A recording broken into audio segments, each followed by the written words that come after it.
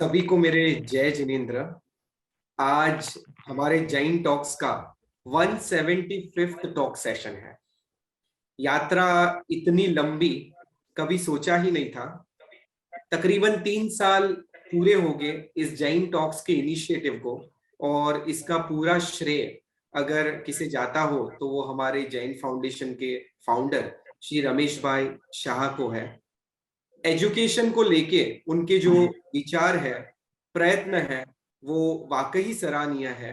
और उसमें भी जैन एजुकेशन को लेके उनका जो जुड़ाव है वो वाकई तारीफे काबिल है। आज जैन फाउंडेशन की पूरी टीम के पीछे जो मुख्य पिलर और सपोर्ट है वो हमारे रमेश भाई शाह है। मैं आज एक नए माइलस्टोन पे उनका पूरी टीम और सभी दर्शकों की ओर से बहुत बहुत धन्यवाद करता हूं, और उन्हें आमंत्रित करता हूं कि आज जैन टॉक्स के इस माध्यम से वे अपने आज 175th टॉक सेशन में विचार हमारे सबके साथ साझा करें। जय जिनेन्द्र रमेश भाई। जय Jinendra. Thank you, Neil Bhai. Thank you so much for joining us today on our milestone 175th session of Jain Talks. Before we get started, I want to take a moment to express my gratitude for the amazing journey. जो नील भाई ने बोला कि though this idea started with me, I will give all the credit to the team for making this happen. And milestone हमारे जीवन में महत्वपूर्ण भूमिका निभाते हैं because they give a sense of progress and accomplishment. Tell us हम कितनी दूर आगे हैं और हमने कितना हासिल किया है. Milestone motivates us to keep moving forward towards our goals and dreams. Jain talks के शुरू करने के बिगेस्ट इंस्पिरेशन मैंने टेक टॉक्स से मिली. हमने एक करीब अगर आप 1 वीक में 1 टॉक्स लेते हैं तो 175 टॉक का 3.5 साल लगा, लगभग 3 साल, क्योंकि पहले हम 2 टॉक्स एक वीक में लेते थे. I take pride in saying that though each talk we try to inspire our audience by bringing valuable insights and ideas to inquisitive the minds. I would like to take an opportunity to request our audience, मैं आपसे विनंती करता हूँ, to be an active participants. The whole thing started with saying, okay, we will invite the most accomplished people to the talks, but at the same time, we will open the session for more question and answer so that each one of us can learn from each other and get a different perspective of the same subject. So please give us the suggestion. Let us know आप Jain talks के जरिए क्या देखना और सुनना चाहेंगे. Your feedback is essential to us and we will like to hear your thoughts on how we can improve. I really would like to invite today's speaker, Dr. Amrit Rai, who is so accomplished that I don't think I'll be able to complete his introduction. So I request Mr. Neil Bhai to introduce today's speaker, and thank you so much for the audience to participating. Neil Bhai. Thank you so much Ramesh भाई। आज बेहद खुशी की बात है, हमारे साथ speaker भी बहुत ही रोचक विषय को लेके आज यहाँ जुड़े हैं। मैं स्पीकर का इंट्रोडक्शन दूं उससे पहले आज के जो हमारे टॉपिक है उसके बारे में थोड़ा मैं ब्रीफ देना चाहूंगा। आप सब जानते हैं कि कई लोग अपने जीवन में हुई सभी घटनाओं और इन पर अपने विचार को दर्ज करते हैं। किसी के जीवन की कहानी या आत्मकथा से भावी पीढ़ियों को सिर्फ एक व्यक्ति के जीवन के बारे में ही पता नहीं लगता, बल्कि साथ ही साथ तत्कालीन समाज में प्रचलित विचारधारा, रीति रिवाज, नियम, कानून, व्यवस्था, चुनौतियां आदि कई विषयों की जानकारी भी मिलती है। भारत में सैकड़ों नहीं बल्कि हजारों वर्षों से कई व्यक्तियों ने महत्वपूर्ण विषयों पर अपने विचार दर्ज किए हैं, लेकिन भारत में प्रथम आत्मकथा लेखक बनारस के एक जैन श्रावक थे। क्या आप ये बात जानते थे? मुझे 100% श्योरिटी है कि काफी दर्शकों को ये बात नहीं मालूम होगी। और आज के हमारे सेशन में हमारे साथ डॉक्टर अमित राय जैन जी जुड़े हैं, जो कि यूपी से जुड़े हैं और हमें भारत के प्रथम आत्मकथाकार और उनकी साहित्यिक रचनाओं के बारे में बताएंगे। अब आज इससे पहले कि मैं उन्हें इनवाइट करूं टॉक सेशन आरंभ करने के लिए, मैं श्रोताओं को उनका बहुत ही संक्षिप्त में परिचय दे रहा हूं। उनका परिचय पढ़ते पढ़ते आपको लगेगा कि कितने सारे अकम्प्लिशमेंट एक व्यक्ति खुद के जीवन में कर सकता है।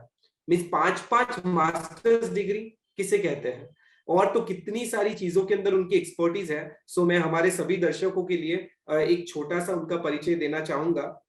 Dr. Amit Rai Jain is an independent scholar. He was involved in the study of a wide range of subjects linked to the field of history, including numismatics science, manuscriptology, archaeology, and religious literature. He is the founder of Shahjad Rai Research Institute, which is in Barot, Bagpat, UP. The institute was formed in 1994, and presently 5 research scholars are doing research on his collection at the institute. You can imagine उनके पास कितना ज्यादा collection होगा.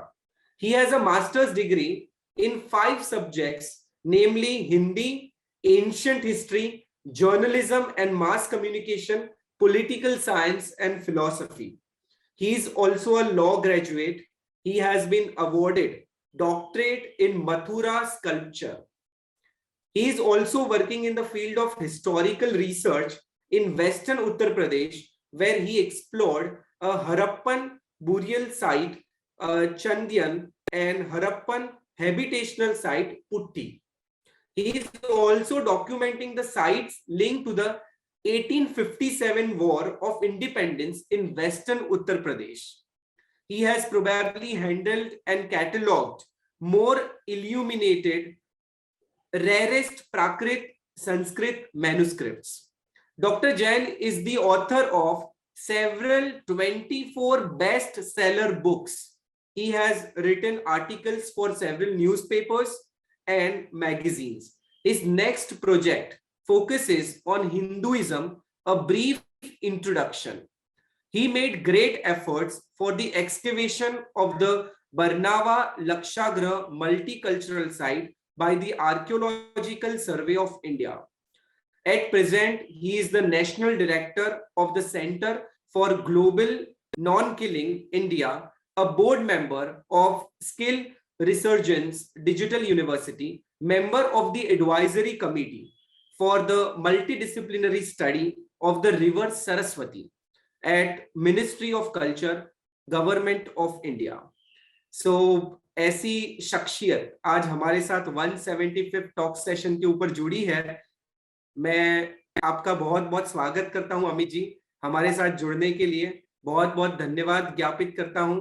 और अब बिना विलंब किए हुए मैं आपको आमंत्रित करता हूं, आप आए और आज जो इतना रोचक विषय आप हमारे दर्शकों के लिए रखने वाले हैं उसकी शुरुआत करें। जय जिनेंद्र अमित जी। जय जिनेंद्र नील भाई।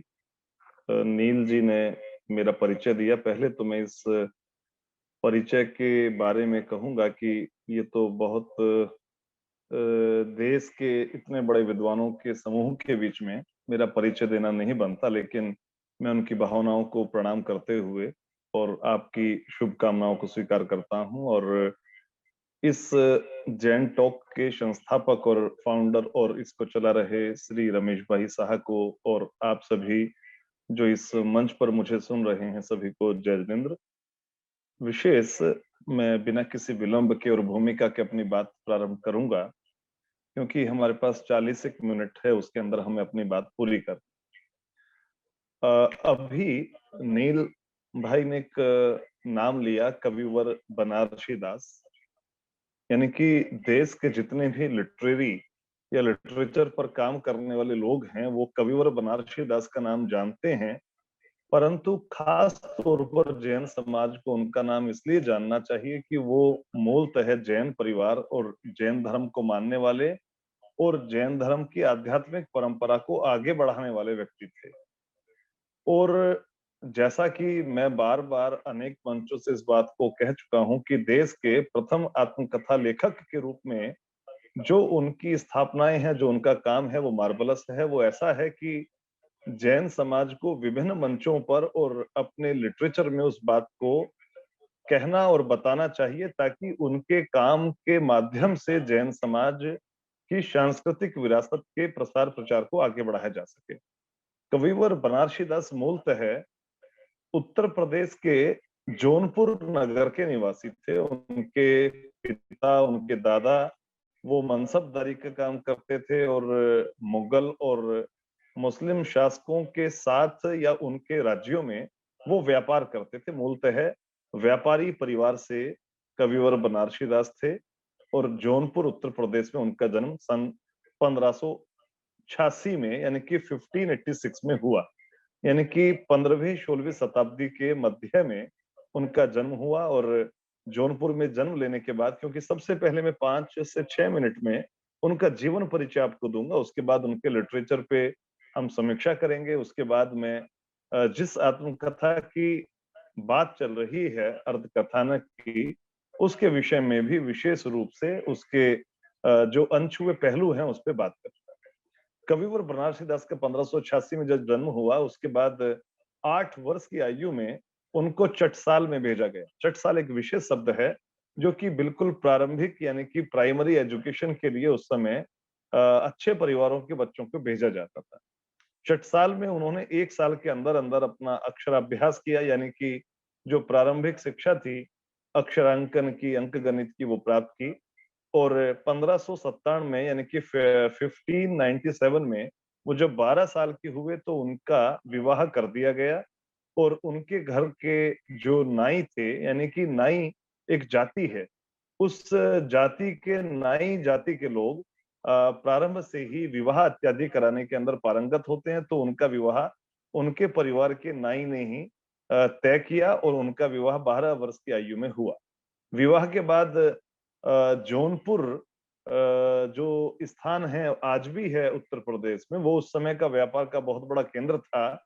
और दिल्ली से आगरा के इधर वाली जो पश्चिमी उत्तर प्रदेश के बाद आगे बढ़ती है, तो पूर्वी उत्तर प्रदेश का एक बड़ा समृद्ध नगर था। उस जौनपुर में बलूच जोहरियों के सामने एक संकट की स्थिति पैदा हुई कि जो वहां के मुस्लिम शासक थे, मुगल साम्राज्य के जो प्रतिनिधि थे, बलूच जो जौनपुर के नवाब थे, उन्होंने जोहरियों ने, क्योंकि उनको उस साल का कोई अच्छा गिफ्ट नहीं दिया, या यूं कहें कि उनको उनके मुताबिक जो उपहार इत्यादि थे नहीं दिए, तो जो जौनपुर में रहने वाले जोहरी लोग थे, उन जोहरियों को उन्होंने धरपकड़ शुरू की, उनको जेल के अंदर भेजा और उनको कोड़े लगवाए।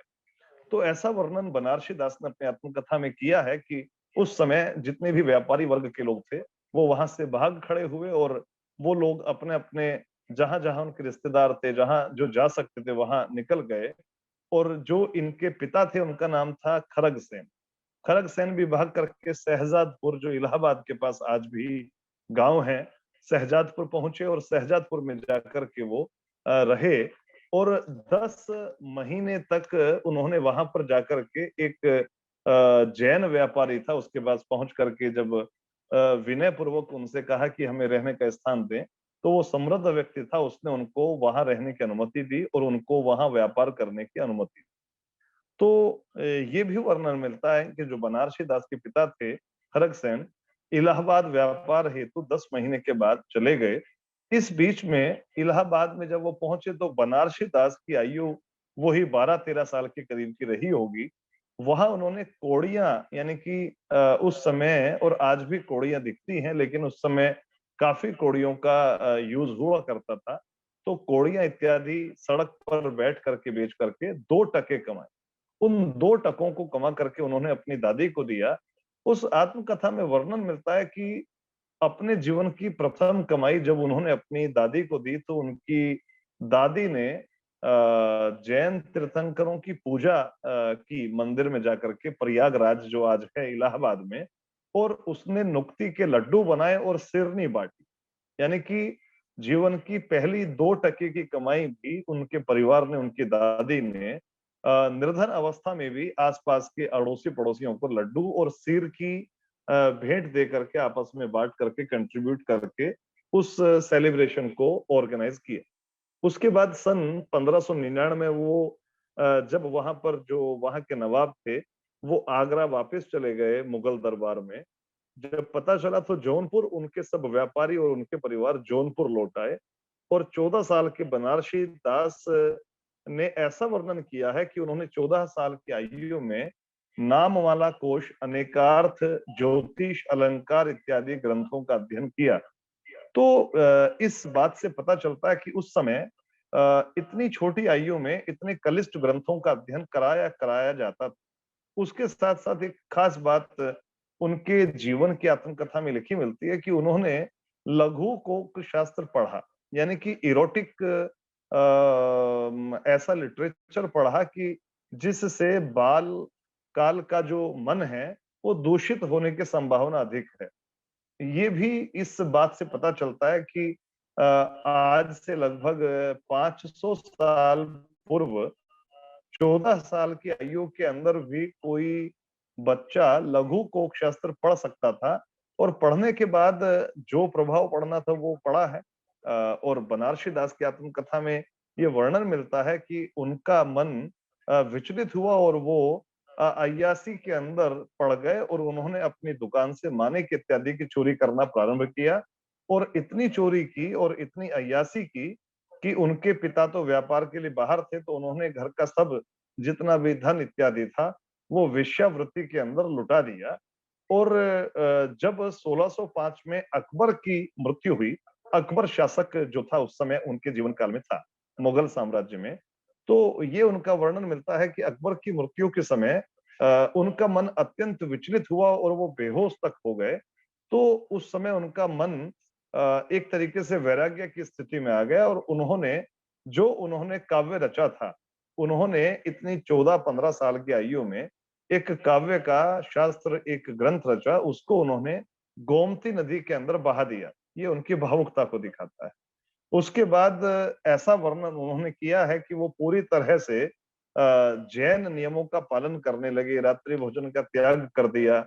और 1610 सन में ऐसा उनके जीवन चरित्र में वर्णन मिलता है कि उनके पिता खरग सेन ने बड़े खुश होकर के कि मेरा जो बच्चा है, बेटा है, वो अब सुधर गया है और धार्मिक रीति नीतियों के अंदर उसकी प्रवृत्ति बढ़ रही है और मंदिरों के अंदर जाना उसने प्रारंभ कर दिया है, तो उन्होंने उसको योग्य मानते हुए अपने जितने जवाहरात इत्यादि थे, क्योंकि जोहरी परिवार था, तो जवाहरात, हीरे इत्यादि जितना भी उनका सामान था वो एक पोटली के अंदर दिया। एक कागज पे उनकी कीमत लिखी अलग अलग, और 20 मन घी और 2 कूपे, यानी कि जो कुछ लोहे के या लकड़ी के कूपे हुआ करते होंगे, वो तेल उनको दिया और कहा कि अब तुम आगरा की तरफ जाओ और वहां पर व्यापार करो इस सारे सामान को बेच करके, जो तुम्हारे सिर पे, हमारे सिर पे कर्जा है उसको चुकता कर। तो ऐसा वर्णन इस आत्मकथा में है कि वो वहां से चले 5 कोस चल करके इटावा पहुंचे। इटावा आज भी है, और इटावा जाने पर वहां बहुत तेज बरसात हुई, वहां एक सराय के अंदर वो रुके और के साथ क्रम वहां वर्णन, आगरा पहुंचकर उन्होंने घी तेल इत्यादि बेच दिया। लेकिन उस घी तेल इत्यादि बेच करके केवल इतना ही पैसा मिला कि जिससे वो अपनी हुंडी यानी कि कर्जा दे पाए, और जवाहरात इत्यादि वहां से चोरी हो गए। रात के टाइम उन्होंने जो जवाहरात अपनी कपड़ों के अंदर, कुर्ते के अंदर बांधे हुए थे, चूहों ने, वहां बहुत ज्यादा चूहे थे, तो चूहों ने उनको काट दिया और वो सब जवाहरात इत्यादि भी वहीं पर खत्म हो गए या चोरी हो गए। ऐसा उनका वर्णन उन्होंने किया है, और वो बिल्कुल कंगाल होकर के उन्होंने फिर दोबारा से उनमें, उनके जीवन में परिवर्तन आया और वो सूफिज्म की तरफ मुड़ गए। सूफी जो फकीर थे उस समय, 2 ग्रंथ खास तौर पे सूफी फकीरों के चलते थे। एक मधुमालती करके था और एक का नाम, शीर्षक जो था, मृगावती था। इन दोनों ग्रंथों के बारे में विस्तृत वर्णन साहित्यकारों ने लिखा है कि उन सूफी ग्रंथों के अंदर सूफियाना अंदाज में उन फकीरों ने कुछ आध्यात्मिक बातें लिखी थी, और वो उन दोनों ग्रंथों को पढ़ करके वहां उन्होंने उनका वांचने का काम, यानी कि अपने मोहल्ले के बाहर सड़क पर बैठ करके वो लोगों को, श्रोताओं को सुनाने लगे। लेकिन वो इतने निर्धन थे कि खाने पीने का साधन नहीं था। तो ऐसा भी वर्णन मिलता है उनकी आत्मकथा में कि आगरा में एक कचौड़ी वाला था, यानी कि एक छोटा व्यापारी था जो कचौड़ी इत्यादि खाने पीने का सामान बनाता था। तो उस कचौड़ी वाले ने, क्योंकि वो भी उनका श्रोता था, उसको बड़ा रस बनारसी दास के काव्य में और उन दोनों ग्रंथों को सुनने में आता था, तो उसने उनको 6 महीने तक लगातार कचौड़ी या खाने पीने का जो सामान दिया, वो उनको उधार के रूप में दिया। तो इस वर्णन को पढ़ के ऐसा पता चलता है कि उस समय ऐसे भी व्यापारी थे कि जो गरीब होने के बावजूद आसपास वालों से प्रभावित हो करके उनको इतना लंबा भी उधार दिया करते थे। बाद में हालांकि ऐसा वर्णन मिलता है कि नाथूराम, ये जो बनारसी दास जी थे, वो उनका उधार नहीं चुका पाए और उन्होंने उसको माफ भी कर दिया। तो खैर, मैं अब जो छोटी सी बात कह रहा हूं ये है कि ये आत्मकथा एक असफल व्यापारी की आत्मकथा है। असफल व्यापारी इसलिए है कि उन्होंने अपने जीवन में अनेकों उतार चढ़ाव देखे, अनेकों ऐसी घटनाएं उनके जीवन में हुई, बनारसी दास के जीवन में, कि पता चलता है कि उन्होंने जितना भी व्यापार किया, हमेशा जो भी उन्होंने कमाया वो खो दिया, किसी भी कारण से खोआ हो, चाहे वो उनकी बुरी आदतों के कारण खोया, या फिर व्यापार ना चलने के कारण खोया, या फिर चोरी इत्यादि होने के कारण खोया गया। परंतु उनका जीवन हमेशा उतार चढ़ाव वाला रहा। उसके बावजूद उनके जीवन में आध्यात्मिकता और तीर्थंकरों के प्रति, जैन धर्म के प्रति अत्यंत श्रद्धा रही, जो कि उन्होंने अपने ग्रंथों में उसका वर्णन भी किया। और जो उन्होंने ग्रंथ रचे हैं, पहले जो प्रारंभिक जो उनके ग्रंथ हैं, वो अलग प्रकार के हैं। वो कुछ काव्य के हैं, कुछ और चीजों के हैं, या कुछ कहें कि रसपूर्ण शैलियों के ग्रंथ हैं। लेकिन बाद के जितने ग्रंथ हैं, जो बाद के जीवन के, यानी कि मृत्यु से केवल 8 से 10 वर्ष पूर्व जो उन्होंने ग्रंथ रचे हैं, वो ग्रंथ अत्यंत उच्च कोटि के हैं। और उसके अंदर जैन धर्म की आध्यात्मिक परंपरा, पौराणिक परंपरा और भक्ति की परंपरा के दर्शन मिलते हैं। और वो किसी भी मायने में बनारसी दास के जो ग्रंथ हैं, जो काव्य है, जो साहित्य है, वो इंटरनेशनल लेवल के जो थिंकर्स हैं उनसे मैच करता है।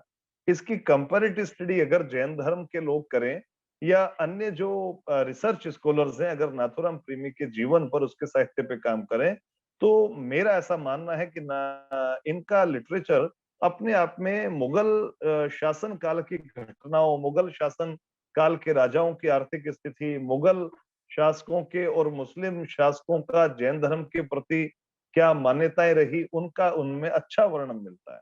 और ऐसा भी वर्णन उनके ग्रंथों में मिलता है कि बनारसी दास अकबर के साथ उनका अच्छा इंटरेक्शन था, और शाहजहां जो बादशाह थे उनके साथ वो शतरंज भी खेलते थे। एक उस समय के, यानी कि बनारसी दास के लिटरेचर में तो नहीं, लेकिन आचार्य हजारी प्रसाद द्विवेदी ने एक वर्णन किया है अपने लेखों के अंदर कि कविवर बनारसी दास उस समय उनके समकालीन कवि तुलसीदास थे, जिन्होंने रामचरितमानस की रचना की, कि तुलसीदास से भी वो मिले। और हजारी प्रसाद द्विवेदी का कहना है कि कवि तुलसीदास से जब वो मिले, केवल वो उनका मिलना एक जनरल मीटिंग तक सीमित नहीं रहा। तुलसीदास से कविवर बनारसी दास को एक प्रमाण पत्र मिला, जिसके अंदर कविवर तुलसीदास ने बनारसी दास को कहा कि मैं आपके काव्य से अत्यंत प्रभावित हूं, और आपका काव्य जो है मुझे पढ़ने को दीजिए। तो अगर आचार्य हजारी प्रसाद द्विवेदी ने अपने रिसर्च आर्टिकल में कवि तुलसीदास से कवि बनारसी दास का, जो कि जैन थे, जैन धर्म के मानने वाले थे, उनके मिलन का वर्णन किया है, तो जैन धर्म के मानने वालों के लिए, वर्तमान हम जैसे छोटे हिस्टोरियंस के लिए ये बात इंपॉर्टेंट है, जिसको हमें अपने वक्तव्य में, अपने लेखों में वर्णन करना चाहिए। और शाहजहां बादशाह के साथ शतरंज खेलना, अकबर के दीन ए इलाही मत के साथ मिलकर के काम करना, ये उनकी कुछ ऐसी उपलब्धियां हैं उसके बनारसी दास के जीवन की कि जो उनको अन्यों से काफी ऊंचा पायदान प्रदान करती है। सन 1698 का वर्णन उनका मिलता है कि उनकी 3 पत्नियों का उनका संयोग रहा उनके जीवन में। 2 पत्नियों की मृत्यु हुई और लगातार 9 पुत्र पुत्रियों का जो जन्म हुआ वो 9 के 9 उनके 2 पत्नियों के समय में ही डेथ हुई। तो अब ये बहुत इम्पोर्टेंट फैक्ट है, जिस व्यक्ति के जीवन में 3 पत्नियों का सामंजस्य रहा, 2 पत्नियों की डेथ हुई, मृत्यु हुई, 9 पुत्रों की डेथ हुई, उसके बावजूद उस व्यक्ति ने अपनी सत्य निष्ठा, सत्य प्रियता, निरभिमानता और सत्यवादिता को कायम रखा और ग्रंथों के अंदर अपनी आत्मकथा में हर चीज को बहुत स्पष्टवादिता के साथ उन्होंने प्रकट किया है।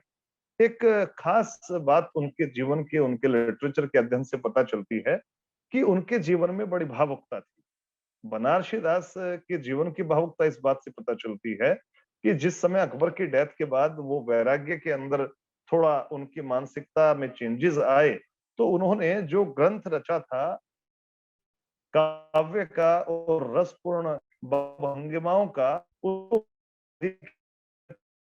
प्रवाहित किया। ये बड़ी भावुकता की बात है कि कोई व्यक्ति कोई ग्रंथ रचे और उस समय की ग्रंथ रचना में और आज के हमारे जैसे छोटे लेखकों की ग्रंथ रचना में बहुत बड़ा अंतर है।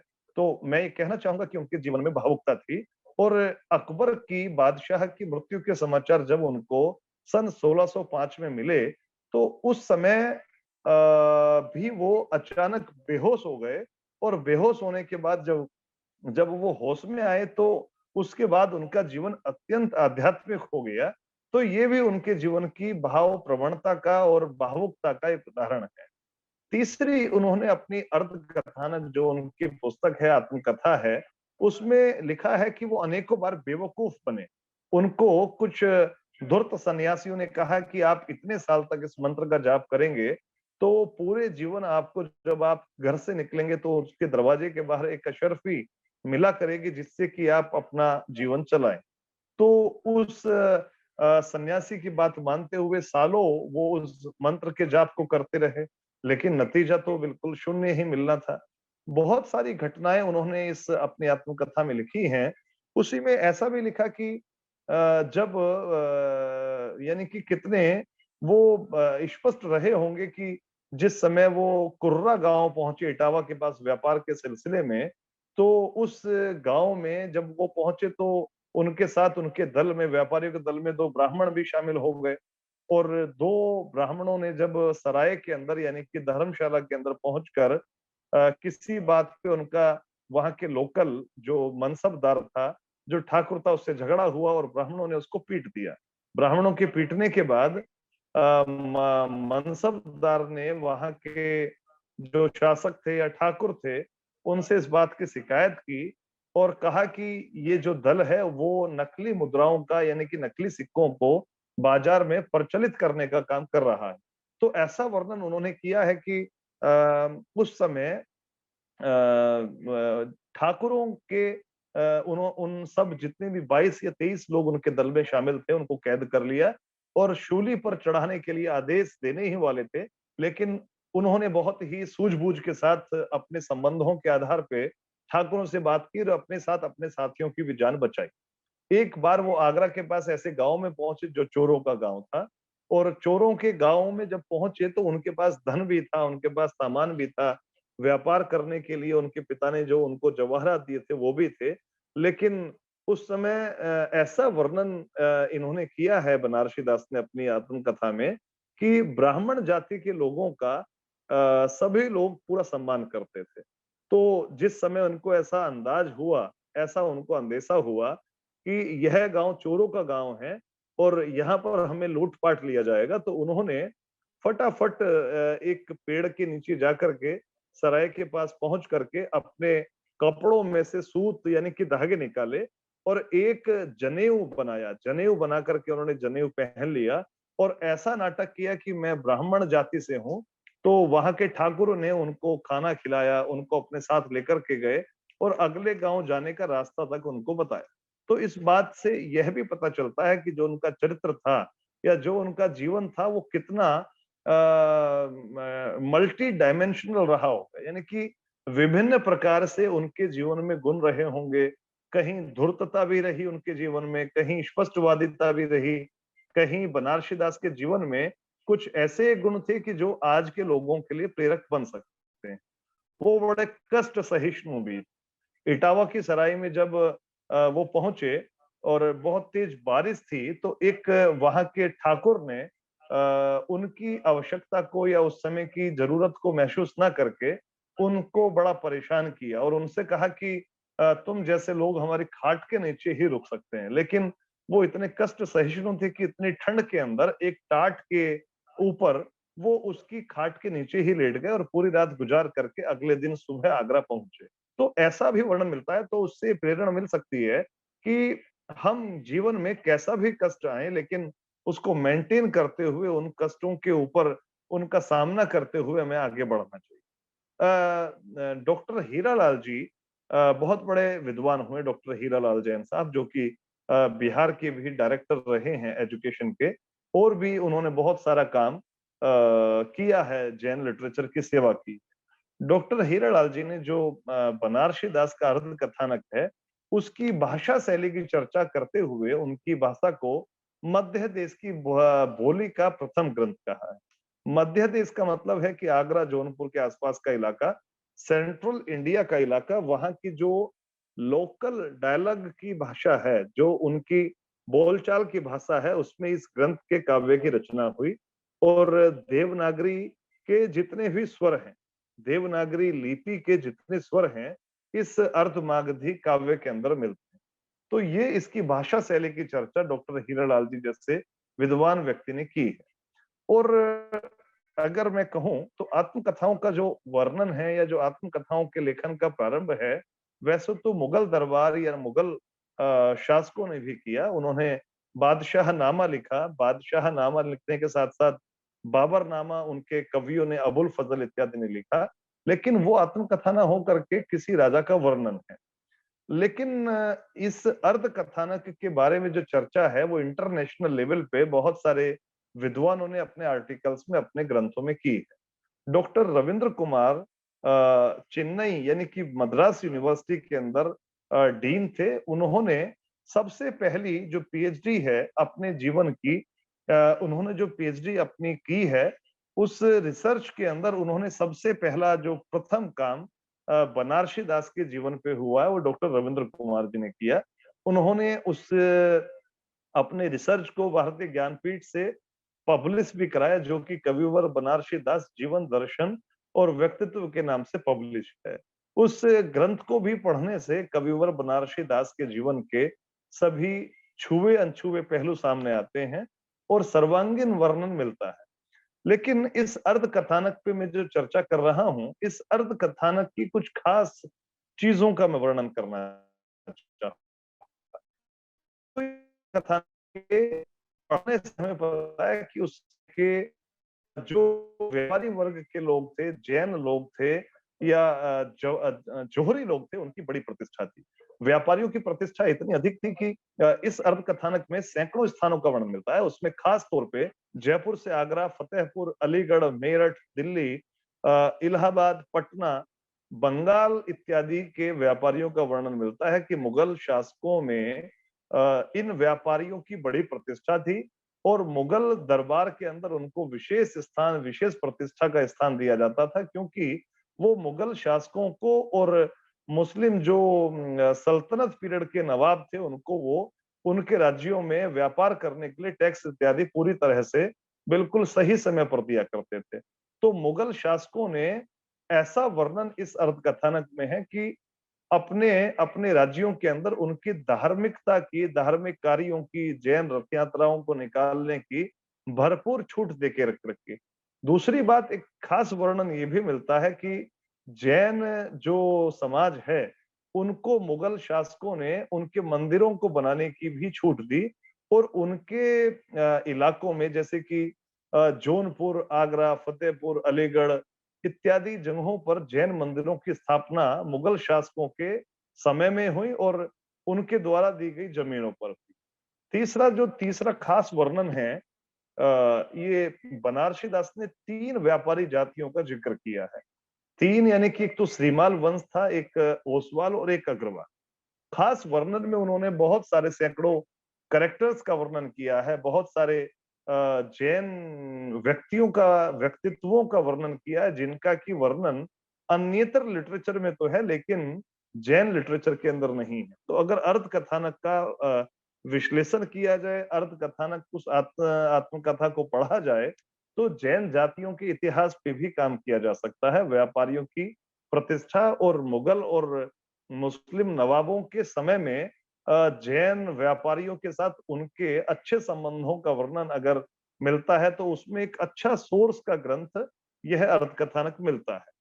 और तीसरी बात जो इसमें खास मुझे लगता है कि उसका वर्णन मुझे करना चाहिए कि इन्होंने अपनी काफी यात्राओं का, व्यापारिक यात्राओं का और धार्मिक यात्राओं का वर्णन किया है और उसमें इन्होंने डिटेल दी है कि उनके पास कितना जवाहरात था, कितना खाने पीने का सामान था, कितना माल इत्यादि वो लेकर के बेचने के लिए इधर-उधर जाते थे और रोज वो प्रतिदिन पैदल या बैलगाड़ी पे जाया करते थे, लेकिन कहीं उनके साथ लूटपाट इत्यादि नहीं।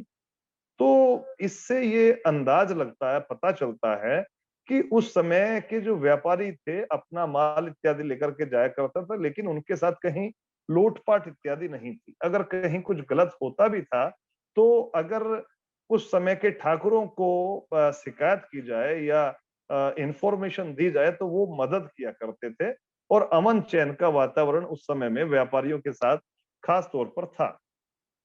तो इसके साथ-साथ इसमें एक और बहुत खास बात देखने को मिली है इस अर्थ कथानक में कि जैनियों के अंदर भी, जैन समाज के परिवारों में भी उस समय अत्यंत अंधविश्वास थे।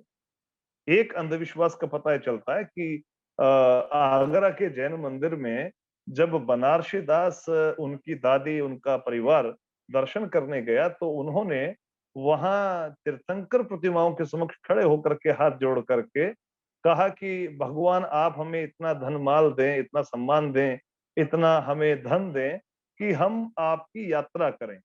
उस समय यात्रा लिखा है, यात्रा का मतलब कि हम तीर्थ यात्रा करें और आपके दर्शन करें, हम कुछ सामान या कुछ पैसा भी आपको देंगे, यानी कि आपके मंदिर के अंदर दान करेंगे। अब ये वर्णन जो है कुछ और भी उन्होंने अंधविश्वासों का वर्णन किया है, क्योंकि मेरा मानना है कि जैन धर्म के अंदर इस तरह की मान्यताओं को मानने का प्रचलन जो आया है वैश्विक यानी कि सनातन धर्म से आया है, लेकिन इसका स्थान धार्मिक रूप से कहीं नहीं है। तीसरा एक और खास वर्णन इसके अंदर है कि मुगल शासकों ने जैन तीर्थ यात्रा करने की स्पष्ट छूट जैनियों को दी, क्योंकि एक यात्रा वृत्तांत इन्होंने अपनी आत्मकथा में किया है कि आगरा से चल करके वो एक यात्रा संघ में हीरानंद मुकिम करके एक बड़ा व्यापारी था आगरा का, हीरानंद मुकिम को जहांगीर ने यात्रा करने की अनुमति दी। उस यात्रा के अंदर बनारसी दास यात्रा करते हुए हस्तिनापुर पहुंचे। हस्तिनापुर के अंदर उन्होंने हस्तिनापुर का अच्छा वर्णन किया है। आज हस्तिनापुर के अंदर जैन मंदिरों का बाहुल्य है, लेकिन एक समय ऐसा भी था कि केवल वहां पर 4 चरण चिन्ह तीर्थंकरों के हुआ करते थे। क्षत्रियाँ थी, निसियाँ जी थी। उन निसियों का भी अच्छा वर्णन बनारसी दास ने किया है। अगर यात्रियों के ट्रेवलॉग्स का वर्णन देखा जाए, पढ़ा जाए, तो उसमें जैन तीर्थों की यात्रा का उल्लेख विविध तीर्थकल्प किताब के अंदर मिलता है। तो विविध तीर्थकल्प भी एक अच्छा हमारा एक सोर्स वैल्यू वाली बुक है। उसके साथ-साथ अगर हम मुगल समय की किताब का वर्णन करें तो उसमें अर्थ कथानक को स्थान मिलना चाहिए, जिसके अंदर कुछ जैन तीर्थ की यात्रा और उसके मार्गों का वर्णन और उसके कष्टों का वर्णन इन्होंने किया है। एक धन्नाराम करके व्यापारी थे आगरा के, उनको पठान सुल्तान ने सरकी नवाब जहां जौनपुर ने यात्रा करने का, जैन तीर्थ यात्रा करने का उनको अनुमति दी। इसका वर्णन भी अर्थ कथानक में किया गया है। चौथी बात एक और विशेष आ रही है कि इस ग्रंथ में वर्णन मिलता है कि आध्यात्मिक गोष्ठियों का आगरा के अंदर दीन इलाही शैली में आयोजन किया जाता था समय समय। तो ये बहुत इंपॉर्टेंट बात है कि उस समय के व्यापारियों में आध्यात्मिक गोष्ठियां करना, आध्यात्मिक गद्य पद्य पढ़ना और विशेष तौर पर आध्यात्मिक चर्चाएं करना और दीने इलाही मत की भी चर्चा करना। तो मुझे लगता है कि अकबर जो राजा था वो व्यापारियों को प्रोत्साहित करता था कि आप अपने अपने धर्मों की चर्चा करें और उस चर्चा के अंदर कहीं ना कहीं सूफिज्म, कहीं ना कहीं इस्लाम के साथ इंटरेक्शन भी करें। तो वो उसकी नीति हो सकती है, परंतु उस समय आगरा में और सेंट्रल इंडिया के बहुत सारे नगरों में आध्यात्मिक गोष्ठियां उस शैली में की जाती थी। इसका विशेष वर्णन इस अर्ध कथानक पुस्तक के अंदर मिलता है, जो कि हिंदी की भारत की प्रथम आत्मकथा है, जिसको कि सभी ने माना है। आचार्य हजारी प्रसाद द्विवेदी ने विशेष रूप से इस ग्रंथ का वर्णन और उस पे एक आर्टिकल लिखा है, जो उस समय की नागरिक प्रचारणी सभा की पत्रिका के अंदर छपा है। एक और खास चीज मैं इस समय आपको बताना चाहूंगा कि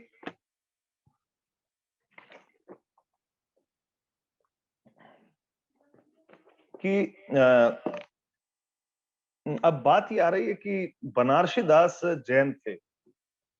इसके अंदर उनके जीवन के उतार चढ़ाव के साथ साथ उनकी धार्मिक मान्यता का भी उल्लेख मिलता है।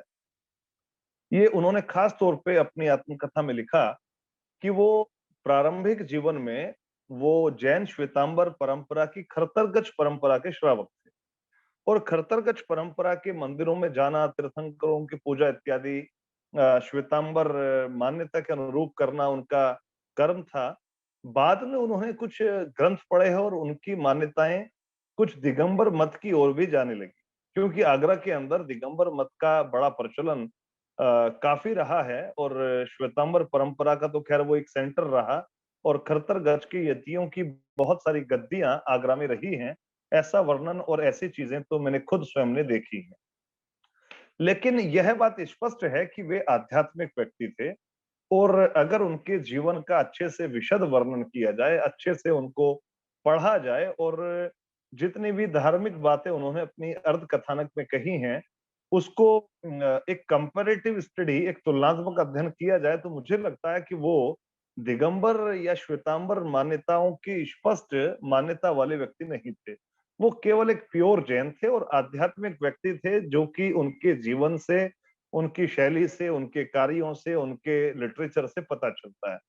उन्होंने कुछ ऐसी विशेष रचनाएं की जो कि उल्लेखनीय है। वैसे तो काफी छोटे ग्रंथ, बड़े ग्रंथ काफी ऐसे हैं कि जो बाद तक मिल रहे हैं। अगरचंद जी नाहटा ने उसका वर्णन किया है और उनके भी पांडुलिपियों के संग्रह में ऐसे ग्रंथ हैं बनारसी दास के, जो उनके समय में लिखे गए या उनके बाद में लिखे गए। मेरे भी संग्रह में, मेरे जो अभी मेरे परिचय में बताया गया कि मेरा शहजाद राय शोध संस्थान है, वहां पर मेरे पास करीब 20,000 जैन पांडुलिपियों का विशेष संग्रह किया गया है। उसके अंदर भी बनारसी दास के काफी ग्रंथों की प्रतिलिपियां पांडुलिपियों के रूप में मिलती है। तो उनकी जो रचनाएं हैं, जिन सहस्त्र नाम उन्होंने रचा, एक सुक्ति मुक्तावली नाम का ग्रंथ उनके समय में उन्होंने अपने दूसरे साथी के साथ मिलकर के रचा। एक बनारसी विलास नाम का एक काव्य ग्रंथ है जो मिलता है, वो पब्लिश्ड है। समय सार नाटक की रचना उन्होंने करी, जिसके अंदर समय सार के तत्वों का विवेचन उन्होंने अपने उस ग्रंथ के अंदर किया। उसकी काफी पांडुलिपियां दिगंबर मंदिरों के अंदर और अन्य पांडुलिपि संग्रहों के अंदर मिलती है। अर्ध कथानक तो जिसका वर्णन हम कर ही रहे हैं, वो ग्रंथ है। एक नाममाला नाम का ग्रंथ भी उन्होंने रचा, जिसको कि बाद में कालांतर में छापा गया। सन 1943 में प्रथम बार नाथूराम जी प्रेमी ने अर्थ कथानक को छापा। अर्थ कथानक छापने के पीछे, उसको पब्लिश करने के पीछे उनका उद्देश्य था कि ऐसा महान ग्रंथ जिसके अंदर उस समय के साम्राज्य का, शासकों का, मुद्राओं का, उस समय के सिक्कों का, मेटियोलॉजी का, उस समय की सामाजिक रीति नीति का, राजनीति का, उस समय की प्रतिबद्धताओं का, जवाहरात का, उस समय आदमी या जो भी उस समय के हमारे सामाजिक क्रम हैं, जो उस समय की सामाजिक प्रतिबद्धताएं हैं, उस समय की यानी कि रस्में हैं, उनका वर्णन मिलता है। और इस विषय पर भारत के प्रथम राष्ट्रपति डॉक्टर राजेंद्र प्रसाद जी ने भी नाथूराम जी प्रेमी को ना और उस समय के जो साहित्यकार थे उनको प्रेरणा दी थी कि यह ग्रंथ पब्लिश होना चाहिए। वैसे तो सन 1912-13 के आसपास नाथूराम जी प्रेमी ने इसकी प्रेस कॉपी तैयार की थी, लेकिन 30 वर्षों तक वो उनके पास रहा। उसमें वो संशोधन करते रहे, उसको काम को आगे बढ़ाते रहे। लेकिन 1943 में अंततः प्रथम बार यह ग्रंथ पब्लिश हुआ और अच्छे ढंग से पब्लिश हुआ। और नाथूराम जी प्रेमी ने जो एक ग्रंथमाला शुरू की थी, हिंदी ग्रंथ रत्नाकर कार्यालय बम्बई में उसका कार्यालय था, और आज भी वो उनके जो पोते हैं वो चला रहे हैं हिंदी ग्रंथ कार्यालय, हिंदी ग्रंथ रत्नाकर कार्यालय। तो हिंदी ग्रंथ रत्नाकर से वो ग्रंथ अर्ध कथानक पब्लिश हुआ था, और उसकी फिर बाद में दूसरा तीसरा एडिशन भी बाद में उन्हीं के समय में निकला। तो मेरा कहना केवल इतना है कि अर्ध कथानक को अगर हम अच्छे से ढंग से पढ़ते हैं, उसकी स्टडी करते हैं, तो पता चलता है कि एक जैन व्यापारी जो कि व्यापार में असफल रहा, लेकिन वो इतना दृढ़ निश्चयी व्यक्ति था कि उसने उस समय काव्य रचना की और अपने जीवन को वो किसी ना किसी तरह से आगे लेकर के बढ़ाते रहे। उनके जीवन में बहुत सारे परिवर्तन, बहुत सारे कष्ट, बहुत सारी चीजें मिलती हैं, लेकिन उसके बावजूद वो धार्मिक थे, और धार्मिक यात्राओं का जो विशद वर्णन उन्होंने किया है, वो जैन संस्कृति, जैन तीर्थों के संरक्षण में लगे हुए और जैन साहित्य का संवर्धन करने में लगे हुए सभी हमारे और आपके जैसे व्यक्तियों के लिए एक प्रेरणा का काम है। और मुझे इस बात की खुशी है कि कविवर बनारसी दास जैसे महान साहित्यकार, कवि, महान आध्यात्मिक व्यक्तित्व जो कि जैन समाज में जन्म लेने के बाद उन्होंने कहीं बहुत ज्यादा क्रिटिकली ये नहीं कहा कि जैन धर्म को ही मानना है, उन्होंने अन्य धर्मों की भी बात अपने लिटरेचर में की, लेकिन जैन समाज को, जैन धर्म के मानने वालों को, हम सभी लोगों को गर्व होना चाहिए कि भारत की प्रथम आत्मकथा किसी जैन व्यक्ति द्वारा रची गई, और अपनी आत्मकथा में उन्होंने सभी का वर्णन किया, लेकिन जैन धर्म का विशेष वर्णन किया और जैन धर्म की मान्यताओं को उन्होंने आगे बढ़ाया। तो हमें कहीं ना कहीं इतिहास के एक ऐसे अनछुए पहलू पर लोगों का ध्यान आकर्षित करना चाहिए, और कुछ विशेष चीजें की जा सकती हैं, जैसे कि कविवर बनारसी दास की मेमोरी में हम कहीं कोई शोधपीठ स्थापित कर सकते हैं। कविवर बनारसी दास के ऊपर हम लोग फर्स्ट डे कवर या कोई डाक टिकट भी पब्लिश कराने के लिए गवर्नमेंट ऑफ इंडिया के अंदर कोशिश कर सकते हैं, और कविवर बनारसी दास के जीवन को इंग्लिश में, हिंदी में छोटी पुस्तकों के रूप में पब्लिश करके मेरा एक और इसके अंदर कहना है कि हम लोग अपने कुछ ऐसे महान व्यक्तियों के विषय में लिखें, अच्छा लिखें, लेकिन कोशिश करें कि जो अजैन यानी कि नॉन जैन विद्वान हैं, स्कॉलर हैं, उनको जैन लिटरेचर दिया जाए। क्योंकि मेरे देखने में ऐसा भी बहुत बार आया है कि जितने भी आज बड़े लेवल पर जो प्रचलित या प्रसिद्ध लेखक हैं, इतिहासकार हैं, वो अपने लिटरेचर में जैन सोर्सेज का इस्तेमाल या जैन सोर्सेज की स्थापना इसलिए नहीं कर पाते कि उनके पास उनकी उपलब्धता जैन लिटरेचर की नहीं है। तो मैं खुद स्वयं से लगभग 200-300 जैन अजैन विद्वानों को अपनी ओर से काफी जैन लिटरेचर जो कि ओरिजिनल टेक्स्ट लिटरेचर है, आगम है, कुछ अच्छे शोध ग्रंथ हैं, वो उपलब्ध कराता रहा हूँ।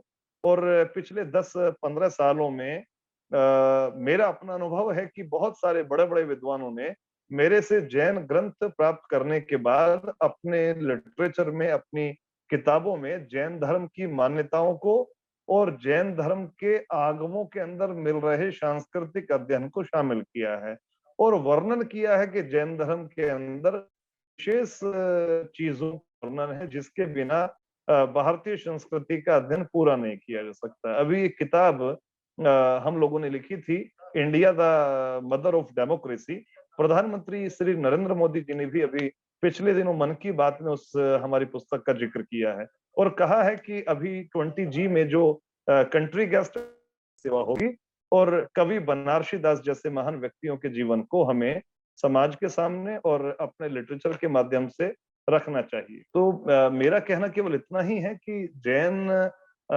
धर्म को अगर ढंग से हम अध्ययन करते हैं, पढ़ते हैं, तो पता चलता है कि बहुत सारे ऐसे व्यक्ति हैं जिनके माध्यम से जैन समाज अपनी चीजों को आगे बढ़ा सकता है और अपने पे गौरवपूर्ण अनुभूति ले सकता है। जैसे कि एक नाम मुझे लगता है कि किसी के जेहन में बहुत कम होगा, ठक्कर फेरू उनका नाम था। ठक्कर फेरू लगभग 800 साल पहले ऐसे व्यक्ति हुए जो कि तुगलक के दरबार के अंदर टकसाल के अधीक्षक थे और उन्होंने एक ग्रंथ रचना की द्रव्य परीक्षा के नाम से। तो द्रव्य परीक्षा पूरे विश्व के अंदर न्यूमिस्मेटिक साइंस का एकमात्र पहला ग्रंथ है जिसके अंदर उस समय के सिक्कों का वर्णन है, मेटियोलॉजी का वर्णन है, डायमेंशनल रूट्स का वर्णन है। तो आप इसको समझिए कि ऐसे ऐसे व्यक्ति हैं और वो भी जैन थे। उन्होंने अपनी पुस्तकों में तीर्थंकरों को वंदना की है। एक और बहुत बड़ा नाम है राजा दीनदयाल। राजा दीनदयाल इंडिया के कंपनी पीरियड के, ब्रिटिश पीरियड के ऐसे फोटोग्राफर थे कि इंडिया में एकमात्र फोटोग्राफर था कि जिनको की उस समय जितने भी राजा थे, इंडियन प्रिंसली स्टेट्स के शासक थे, चाहे वो दक्षिण के सिंध के राजा थे, हैदराबाद के नवाब थे, चाहे पटियाला के राजा थे, तो वो अपने फोटोग्राफ खिंचवाने के लिए, क्लिक करने के लिए, तैयार कराने के लिए केवल राजा दीनदयाल को ही बुलाते थे। और दीनदयाल के नाम से आज पूरे वर्ल्ड के अंदर उनके खिंचे हुए फोटोग्राफ्स ऑक्शंस के अंदर बिकते हैं। वो हमारे जहां का मैं रहने वाला हूँ बड़ौत, उसके पास सरधना एक छोटा गांव है, वहां के जैन परिवार से थे और उनके नाम पे हैदराबाद के नवाब ने बहुत बड़ा स्टूडियो बनाया था और लगभग सैकड़ों साल बाद, 150 साल बाद भी आज उनके खींचे हुए फोटोग्राफ्स की बहुत बड़ी कीमत है। वो भी जैन थे लेकिन कोई नहीं जानता। उनके नाम पे बहुत सारी किताबें लिखी हुई हैं, उनके क्लिक करे हुए फोटोग्राफ्स की सैकड़ों कॉफी टेबल बुक्स हैं और दीनदयाल का नाम बहुत बड़ा नाम है, तो वो भी जैन थे। तो मैं तो नील भाई, रमेश भाई शाह जी, आप सभी लोगों से और सभी पार्टिसिपेंट्स से यही कहना चाहूंगा कि जैन धर्म, संस्कृति, सभ्यता के लिए अच्छा है कि हम लोग ऐसे ऐसे करेक्टर ढूंढ करके देश के सामने लाएं और उनको जैन धर्म की मान्यता का व्यक्ति होने के नाते हम उनका वर्णन करें ताकि उनके माध्यम से ही जैन संस्कृति समृद्ध हो और हमें भी सम्मान प्राप्त हो। धन्यवाद नील जी, रमेश भाई साहा जी, जैन फाउंडेशन की आप लोगों ने मुझे ध्यानपूर्वक इतना लंबा समय सुना और मैं विषय के साथ क्योंकि न्याय तो बहुत नहीं कर पाया हूँ क्योंकि ये विषय बहुत लंबा है, लेकिन कुछ कुछ वर्णन मैंने कोशिश की है कि कविवर बनारसी दास के जीवन पर और उनके रचनाओं पर और विशेष तौर से अर्ध कथानक के कुछ ऐसे पहलुओं पर चर्चा जरूर कर सकूं जिससे कि आप सभी लोगों को बनारसी दास के जीवन के बारे में, उनके महान कार्यों के विषय में पता चले। धन्यवाद जी बिल्कुल। Thank you so much Amit ji, बहुत ही रोचक टॉक के लिए बहुत बहुत धन्यवाद। हमारे पास श्रोताओं के कुछ प्रश्न आए हैं, वो मैं लूंगा, बट आपने इतने कम समय में इतनी सारी बातें हमारे सामने रखी और आप स्पीड भी ऐसे मेंटेन कर रहे थे जिससे हमें मीन्स मालूम है कि कितनी सारी बातें आपको बतानी है, पर समय कम है तो कौन सी बात बताऊं, कौन सी बात बताऊं, ऐसे हो रहा था। तो बहुत सारी आपने बात अच्छी तरह से बताई। और साथ में हम कह सकते हैं जैन फाउंडेशन के जैन टॉक्स में हमने महापुरुषों की महागाथा के ऊपर एक सीरीज शुरू की और शायद ये एक सीरीज में एक और व्यक्तित्व जुड़ गया कि मीन्स एक बहुत ही रोचक इनकी जीवन के बारे में आपने सब बातें बताई। सो बहुत बहुत धन्यवाद। हमारे ऑडियंस में अगर किसी को लाइव प्रश्न पूछना है तो आप हैंड रेज कर सकते हैं। जी अच्युत खान जी, आप प्रश्न पूछ सकते हैं। Thank you so much sir, आपका बहुत अच्छा लगा मुझे सुन करके। बहुत नई नई बातें भी मुझे पता चली। हालांकि अर्ध कथानक और बनारसी दास जी के नाटक समय सार आदि ग्रंथों से मैं परिचित था, अध्ययन भी किया था, बट बहुत नई जानकारी मुझे मिली। सर एक बात मुझे ये पूछनी थी, आपने कहा कि मुगल के समय में मुगल के साथ जैनिज्म की भी कंपैरेटिव स्टडी की वो ऐसा माने प्रेरणा देते थे, तो ऐसा कुछ इस पद्धति का लिखा हुआ कोई ग्रंथ आपके ख्याल में आया है क्या? जहाँ नहीं, मेरा कहना ये था कि अर्ध कथानक में हमने जो इसकी कंपैरेटिव स्टडी की, इसमें पता चलता है कि उस समय के जो बादशाह थे, जहांगीर, शाहजहां और अकबर, क्योंकि इन बनारसी दास के जीवन काल में तीनों राजा हुए हैं, तो उन्होंने ऐसा खास वर्णन है कि जैन जो व्यापारी थे उनको बहुत सारी छूट दी और धार्मिक मान्यताओं को, मंदिर निर्माण की छूट दी, और जो यात्रा उन्होंने बनारस की है, जो यात्रा उन्होंने हस्तिनापुर की है, जो यात्रा उन्होंने शिखर जी की है, तो उसमें उनको पूरी यात्रा को बड़े उत्साह के साथ, उल्लास के साथ जाने की भी उन्होंने अनुमति विशेष तौर पे दी है। और जहां तक मुगल शासकों के साथ जैन धर्म और जैन आचार्यों का वर्णन की बात है या कंपैरेटिव स्टडी की बात है, तो ऐसे तो बहुत सारे वर्णन हैं। मेरे खुद के पास मुगल शासकों के समय के ऐसी बहुत सारी जैन पांडुलिपियां हैं जिसके अंदर बादशाह अकबर के साथ, जहांगीर के साथ जैन आचार्यों के इंटरेक्शन का वर्णन है, यानी कि जैन आचार्यों ने उनके साथ क्या इंटरेक्शन किया।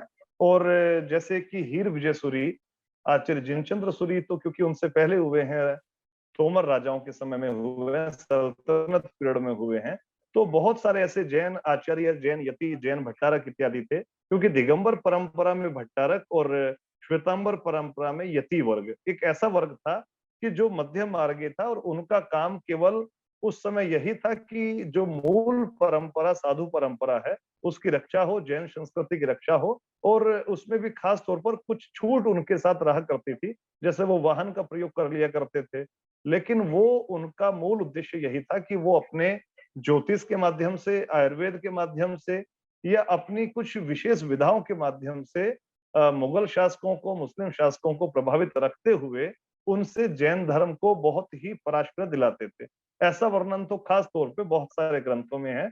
कभी आप मौका लगे तो मेरे से पर्सनली भी बात कर सकते हैं, और कभी आना चाहें तो दिल्ली बड़ौत आ सकते हैं।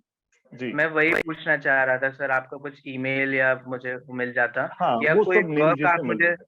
या मुझे आप वर्क कोई सजेस्ट कर सकें इस पे जो काम हुआ हो।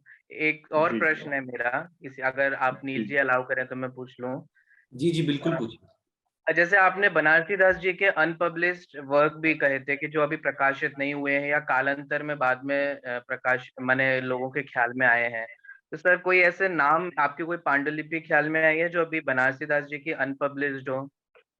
देखिए, वैसे तो बनारसी दास जी पे काफी काम हो चुका है, और रूपा पब्लिकेशन से अभी अर्ध कथानक के कुछ नए एडिशन निकले हैं, क्योंकि जब से इस पे ये क्लियर हुआ है ना, और हिंदी लिटरेचर में इस बात का वर्णन आ गया है कि ये भारत की पहली आत्मकथा है, तब से इस पे लोग गंभीर हो गए हैं बनारसी दास के लिटरेचर पे।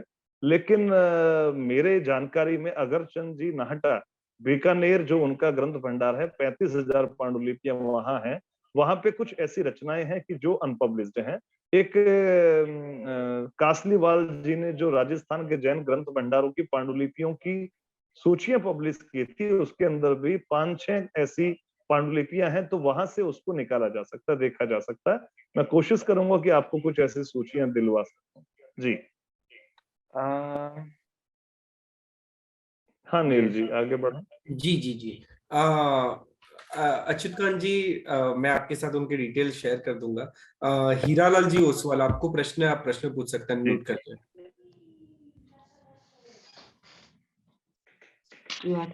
देखा है, बोलो। हीरालाल जी ओसवाल बोलिए। हाँ, हेलो, बोलो। हेलो अमित राय जी, जी आप जी, जय हिंद सर। अच्छी तरह से बनारसी लाल कवि के बारे में बोला। मुझे एक ही सवाल मन में आता है कि 500 साल पहले जो व्यापार उन्होंने किया, वो व्यापार अध्यात्म से जुड़ा था, यानी जैन धर्म के परंपरा से जुड़ा था। इसका मतलब ये हुआ कि वो व्यापार सदाचार से होता था, और आज 500 साल बीतने के बाद भी व्यापार सदाचार से नहीं हो रहा। व्यापार में घोटाले हो रहे हैं, भ्रष्टाचार हो रहा है, उद्योग में हो रहा है, राजकारण में हो रहा है। फिर ये बदलाव क्यों आया? इसका कारण अवसर्पिणी काल का प्रभाव है या कर्मवाद है? देखिए हीरालाल जी साहब, जय जिनेंद्र, आपने जो क्वेश्चन किया है वैसे तो विषय थोड़ा दूसरा है, लेकिन जो व्यापार की बात आपने की, तो व्यापार पहले भी हर प्रकार के लोग थे। और मैं तो इस बात को क्योंकि बहुत अच्छे से सिद्ध भी कर सकता हूँ, क्योंकि मेरे पास न्यूमिस्मेटिक साइंस यानी कि मुद्रा शास्त्र का मैं अध्येता हूँ, मैं उस पर काम करता हूँ। तो मेरे पास 6th सेंचुरी BC यानी कि भगवान महावीर के समय की प्राचीनतम मुद्राएं जो हिंदुस्तान की है उनका भी अच्छा संग्रह है। उसके संग्रह में कुछ ऐसे सिक्के भी सामने आते हैं कि जो जाली हैं, यानी कि उस समय तांबे के सिक्कों पे चांदी की फॉइलिंग करके उस समय की प्राचीन जनपदों के चिन्ह अंकित कर दिए जाते थे। मुगल शासकों की बहुत सारे जो सिक्के हैं, अशरफिया हैं, जो चांदी के सिक्के हैं, उनमें भी कॉपर के सिक्कों पर बिल्कुल मिंट मार्क लगा दिए जाते थे। तो आज भी व्यापार के अंदर या दैनिक जीवन में कुछ कपट, कुछ किसी तरह की दूषित प्रवृत्तियां हैं, तो पहले भी थी, लेकिन मैक्सिमम उस समय क्योंकि बहुत ज्यादा पैसे की, भौतिक चीजों की जरूरतें कम थी। आज प्रदूषण जहां वातावरण के अंदर बढ़ा है, तो व्यापार के अंदर भी बढ़ा है, लेकिन व्यापारी समाज आज भी अपनी ईमानदारी से टैक्स इत्यादि देकर के काम कर रहा है। और काल का, समय का, सब चीजों का प्रभाव व्यापार पे दैनिक जीवन में आता ही है। लेकिन बनारसी दास जी के जीवन का अध्ययन करें या और भी व्यापारियों का जीवन का अध्ययन करें, तो पता चलता है कि व्यापार का जो बेस है वो सदाचार ही है। और समाज को व्यापार करने के साथ साथ उसमें धन कमाने की प्रवृत्ति तो है, लेकिन समाज को भी व्यापारी वर्ग प्रारंभ से बहुत कुछ कंट्रीब्यूट करता है।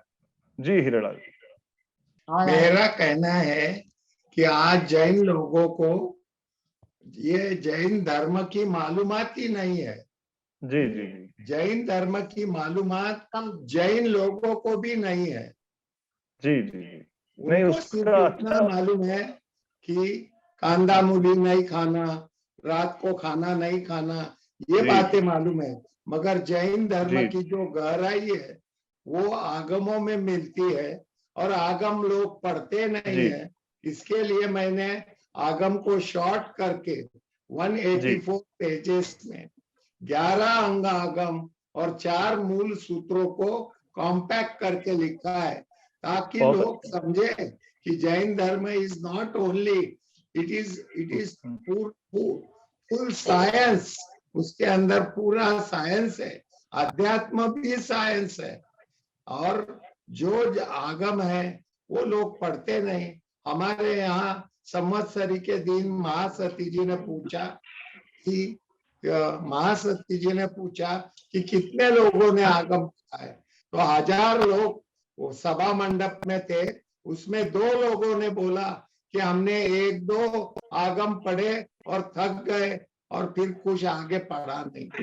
ये समझ में मेरे आई और मैंने वो आगम को शॉर्ट करके जैन समाज को समझाने के लिए ये बुक जैन आगमों का विज्ञान लिखा है। बहुत अच्छी बात, बहुत अच्छी बात है हीरालाल जी। डेफिनेटली हम आपसे इस बारे में और बात करेंगे। अभी अगर किसी को कोई प्रश्न पूछना है अमित जी से, तो आप हैंड रेज कर सकते हैं। जी, काफी लोगों ने ईमेल एड्रेस आपका मांगा है, सो मैं शेयर कर दूंगा। जी अमित जी, आप ईमेल एड्रेस खाली चैट बॉक्स पे काफी लोग का आ रहा है, तो ईमेल एड्रेस आप अगर जी जी जी जी मैं टाइप भेज कर। दूंगा। कोई क्वेश्चन है तो हाँ दे सकते हाँ, हैं। चलेगा। जी जी हर्षित मुनि जी, आपको कोई प्रश्न है, पूछ सकते हैं। हाँ, मुझे क्वेश्चन था कि जो बनारसी दास जी हैं, उनकी जो काव्य रचना थी प्रथम, वह क्या थी, वो मिल सकती है क्या? नहीं, वो उपलब्ध है और उसको मैं नील जी के माध्यम से आपके पास। आप कहाँ विराजते हैं आजकल? अभी हम राजस्थान। अच्छा, राजस्थान में है। कोई बात नहीं, मैं मेरा व्हाट्सएप का नंबर नील जी आपको दे देंगे और मैं कोशिश करूंगा कि वो आप तक पहुंच जाए। उसकी वार्ड कथानक की ना अभी रूपा पब्लिकेशन से छपा है, तो कोशिश करेंगे कि वो आप तक पहुंचे अच्छे से। उसकी कोई दिक्कत नहीं है। और दूसरा, जो अभी हीरालाल जी आए थे, तो उन्होंने जो जैन आगमों का विज्ञान पुस्तक लिखी है, वो भी हाँ उपलब्ध जी, हो तो हमें वो चाहिए थी। हाँ, वो माध्यम बन जाएगा जी। है, वो भी पूरी कोशिश रहेगी कि आप तक पहुंच जाए। उसके लिए भी नील जी ही माध्यम बनेंगे, क्योंकि जी हीरालाल जी से मेरा परिचय नहीं है, लेकिन अरेंजमेंट हो जाएगा। जी जी। Thank you so much. Jain foundation का नंबर आपको चैट बॉक्स के अंदर मिल जाएगा। आपकी कोई भी क्वेरीज है, आपके सजेशंस है, फीडबैक है, आपको कुछ चाहिए, तो आप जैन फाउंडेशन के नंबर उनके ऊपर भेज सकते हो, और हम आपको वो उपलब्ध करवा देंगे। सो चैट बॉक्स के अंदर आपको जैन फाउंडेशन का नंबर मिल जाएगा, हमारे टेक्निकल गाय उसके अंदर पोस्ट करेंगे, आप देख सकते हैं जी। और किसी को कोई प्रश्न है तो आप हैंड रेस कर सकते हैं। अमित जी, एक प्रश्न है ना, मीन्स आज के हाँ टॉपिक रिलेटेड जी नहीं है, बट जी डेफिनेटली ऐसे प्रश्न है जो हाँ आपके जी दूसरे प्रोजेक्ट से संबंधित है।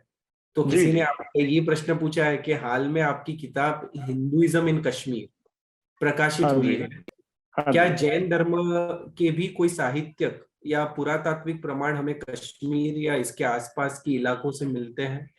जी जी जी। देखिए, अब किसी को पता चल गया होगा कि मेरी पुस्तक पब्लिश हुई है हिंदुइज्म इन कश्मीर। मेरी ये 3 पार्ट में किताब आने वाली है। एक पार्ट तो हिंदुइज्म इन कश्मीर है, सेकंड है जैनिज्म इन कश्मीर, थर्ड है बुद्धिज्म इन कश्मीर। क्योंकि हिंदुइज्म में तो शैव मत का वो बिल्कुल प्रारंभिक एरिया है, और कश्मीरी शैविज्म एक बहुत इम्पोर्टेंट इंडिया के अंदर है, और जिसके माध्यम से विश्व जो है कश्मीर को जानता है। दूसरा बुद्धिज्म का, क्योंकि हार्बन साइट और जो कुशान पीरियड का जो स्कल्पचर है, जो वहां पे हार्बन टाइल्स मिली हैं, वो बहुत बड़ा वर्णन है, और सारा का सारा कश्मीर वैली बुद्धिज्म से प्रभावित था। तीसरा, जैन सोर्सेज भी वहां पर मिले हैं, लेकिन कम मिल रहे हैं, बहुत ज्यादा। ये जो स्वात वैली है, वहां से कुछ जैन टेम्पल्स के रिमेन्स मिले हैं, और कश्मीर के जो श्रीनगर और जम्मू के जो कुछ म्यूजियम हैं, वहां कुछ एक स्कल्पचर हैं जिसका वर्णन पहले के ग्रंथों में, लेकिन मैं उनको ढूंढवा रहा हूँ। और वहां के जो पहले फॉर्मर जो वहां के रूलर रहे हैं, महाराजा करण सिंह जी, जो सेंट्रल मिनिस्टर है, वो मेरे साथ या मैं उनके साथ अच्छे से एसोसिएटेड हूँ, और उनके पर्सनल म्यूजियम्स कलेक्शंस में बहुत सारी जैन पांडुलिपियां हैं, जिसका भी मैं कोशिश में हूँ कि उसका सूचीकरण कराया जाए।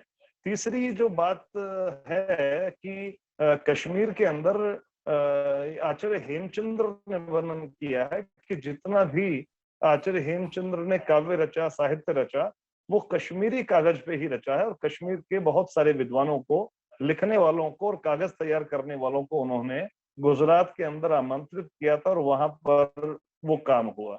तीसरा, एक और कि भाई मुगल शासकों ने आचार्य श्री हीर विजय सूरी को इनवाइट किया, तो वो उस समय कश्मीर में थे, तो अकबर आगरा से पैदल चल के श्रीनगर पहुंचा था उनके दर्शन करने के लिए। तो वो सब जो सोर्सेज हैं, जो सोर्सेज इकट्ठा किए जा रहे हैं, तो उनको भी हम लोग एक बुक के रूप में, जैनिज्म इन कश्मीर के रूप में उसको छापेंगे बहुत जल्दी। और कोशिश है कि ये सब चीजें कहीं ना कहीं जैन समाज की उस प्राचीन संस्कृति की झलक के रूप में स्थापित हो। और मेरी किताबें, मेरी कोशिश रहती है कि मैक्सिमम वो सब लिटरेचर हम लोग समाज के सामने प्रस्तुत करें। उसके अंदर चाहे वो मेरी किताब है राम जन्मभूमि अयोध्या पास्ट टू प्रेजेंट, उसके अंदर भी मैंने 2 चैप्टर जैनिज्म पे दिए हैं कि अयोध्या जैनिज्म के साथ क्या रिलेशन रखता है। तो उसका भी विमोचन अभी बहुत जल्दी अयोध्या में राम जन्म भूमि पर होने वाला है, और वहीं पर उसको योगी आदित्यनाथ जी उसको लोकार्पित करेंगे। लेकिन उसकी इम्पोर्टेंस ये है कि जैन धर्म का भी उसमें वर्णन अच्छे से किया गया है। जी जी जी। थैंक यू सो मच जानकारी देने के लिए। मुझे लगता है कि हमारे जितने भी दर्शक हैं उनकी कुछ कुछ जिज्ञासाओं का समाधान हुआ रहेगा। प्रश्न बहुत सारे होंगे और सभी को कनेक्ट भी होना होगा, तो डेफिनेटली मैं आपको उनका ईमेल आईडी प्राप्त करवा दूंगा। आप डायरेक्टली उनके ईमेल के ऊपर आपकी जो भी विचार, जो भी जिज्ञासा है उसको भी ड्रॉप कर सकते हैं। जी तो जी, इसी के साथ हम आज की स्टॉक सेशन को यहाँ विराम देंगे, और मैं बहुत बहुत धन्यवाद करना चाहूंगा अमित जी। आपने आपका बहुत कीमती समय इतना व्यस्त स्केड्यूल होने के बावजूद भी इस मंच के ऊपर दिया, और एक इंटरेस्टिंग विषय लिया, एक डिफरेंट विषय लिया। शायद कभी किसी ने सोचा नहीं होगा कि इस प्रकार के विषय के ऊपर बात होगी। ऐसा विषय आपने लिया तो उस बदल बहुत बहुत आपका आभार। और जी। अमित ने चैट बॉक्स के ऊपर ईमेल आईडी भी शेयर कर लिया है, तो आप उनको ईमेल कर सकते हैं, ईमेल आईडी नोट डाउन कर सकते हैं। तो इसी के साथ हम आज की स्टॉक सेशन को विराम देते हैं, और विराम देने से पहले जगत के सभी जीवों का कल्याण हो, जगत के सभी जीवों का मंगल हो, जगत के सभी जीव हमारे मित्र हैं, कोई भी हमारा वैरी नहीं, इस भावना के साथ प्रार्थना। अणु परमाणु शिव बनी जाओ, अखा विष्णु मंगल थाओ, सर्वे जीवो मोक्षे जाओ। खामे मी सव्व जीवे सव्वे जीवा खमंतु में, मित्ति में सव्व भूयेषु वैरम मज्जन के नहीं। सर्वथा सौ सुखी था ओ, पाप ना कोई आचरो, राग द्वेषति मुक्त बनी ने, समता सौ समाचरो। सभी को मेरे प्रणाम। जय जिनेंद्र अमित जी। जय जिनेंद्र सर, आप सभी को जय। जय।